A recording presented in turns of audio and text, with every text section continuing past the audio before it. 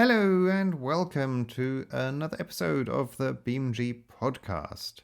Today we're going to answer the question, why is crime fiction so popular? Detectives and other investigators abound on our TV and cinema screens. In the Western world, crime fiction, mysteries, thrillers, suspense, whodunits and all that, make up somewhere between 25 and 40% of all fiction book sales. So why is the crime genre so popular?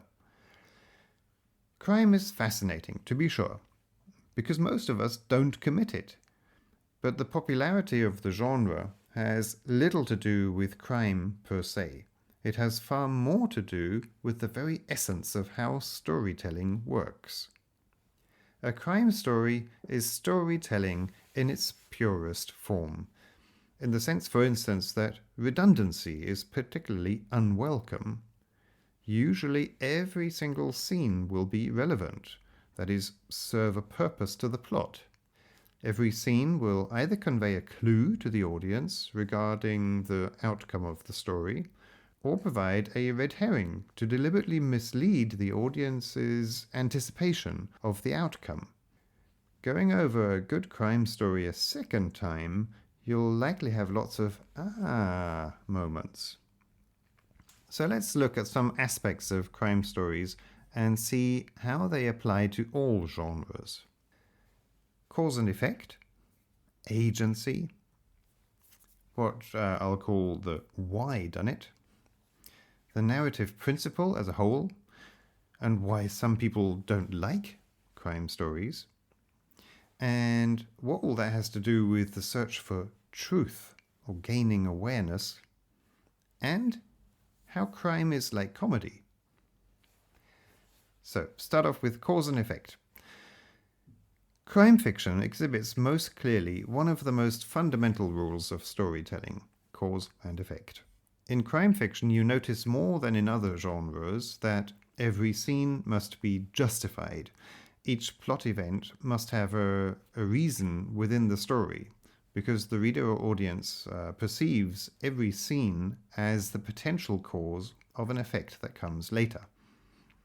Even if a plot event turns out to be a red herring, then that herring is placed there for a purpose, i.e. misleading the reader or viewer. And that's the point. Every scene has a recognizable purpose. In all fiction, scenes with no purpose might be expunged. In crime fiction, scenes with no purpose are least forgivable. Picture that arched bridge, the Roman type of bridge, where every stone is held in place by all the other stones. When you take away only one stone, and the whole structure falls to pieces. Fiction is a bit like that. Each scene supports the others, and an extra scene, a superfluous one, doesn't have a place, or involves subtly changing all of the others, just as you'd have to adjust the shape of the other stones in that arched bridge if you were to add one more. Nowhere do you see this effect more clearly than in crime fiction. Crime fiction is cause and effect storytelling at its purest. Agency. We've talked about this before. The universe has this law of cause and effect. We as humans can't really see it in action because the universe is just far too vast and complicated. We try to attribute causes to everything we experience, but mostly that is speculation. In other words, we seek agency. We look for the agent, the active or efficient cause, the person or thing responsible of the phenomena or the actions that we perceive that happen. In real life, our judgments are often fallacious. We suspect far more specific agency than there actually is. The reason is a simple safety mechanism. It's safer to assume there is a specific threat, like a saber-toothed tiger lurking in the bushes, than to accept that the agent of a phenomenon might be so general as to be meaningless, like wind that caused the rustle in the bushes. Stories teach us to look for agency. In stories, we are used to finding out who the agent of a phenomenon was, and nowhere more so than in a crime story. The whole story is built around discovering who committed the crime. So if stories exist in order to teach us something that will help us to survive, the evolutionary theory of why we humans love stories so much, then crime stories do that with particular efficiency. Okay, another reason. The whydunnit. We don't just look for meaning behind random phenomena by attributing agency. We look for meaning behind what people do. We think that what others do is motivated, that there are reasons behind their actions and possibly aims that might not be so obvious. We are so attuned to living in social groups that trying to second guess why others in the group do what they do is something that we do instinctively. We can't help it. Indeed, we tend to assume that people have motivations similar to our own. It's hard for us to understand people who are, for example, less conscientious than ourselves, or more so. To understand the motives of the people around us is a very human need. We do it in order to be able to navigate our social environment. Crime fiction provides a sort of playing field to practice this skill, because the interesting thing in a crime story is not really who did it, but why they did it. It's rarely really a whodunit, and mostly more of a why they done it. At the end of a crime story, the motive of the criminal must nearly always be revealed. That puts us into the narrative principle. Structurally, crime fiction is the purest genre.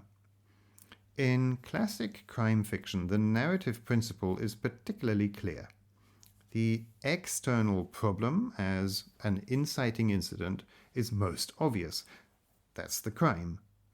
The crime is external to the investigator's life until the investigator receives the call to investigate it. So the investigator is set a task, given a mission. The story sets up directly what the investigator wants to resolve this crime. The investigator perceives the need to follow the first of the chain of clues that leads to solving the crime. That's the job. That's what investigators do. The goal is to apprehend the criminal. That's the quest. Achieving it will satisfy the want. An external problem, a call, a task, a want, an external need, a goal. All the elements of storytelling, all that the surface structure of any story exhibits. In crime fiction, none of this is buried. It's not indirect. It's not possible to overlook these elements, either as a reader or indeed as an author. Now, that's actually the reason why some people don't like crime stories. Probably the main reason some people don't like or don't appreciate the crime genre is because it concentrates so expressly on the surface structure. What crime stories often don't exhibit so meaningfully is the deep structure, not the internal problem and the real or emotional need of the main character, nor the change, the emotional development or growth of that character. In crime fiction, the resolution of the quest for the truth behind the mystery set up at the beginning of the story, the answer to the story question, who done it, i.e., who committed the crime, often takes the place of character development. For some people, that's not enough. That's why crime fiction is often considered lightweight in comparison to more literary stories. But it does bring us to this idea of the search for truth in stories. Consider this. All art, like all science and all religion, is in its very essence the search for truth. Truth about the human condition. What is it like to be living as a person in this world?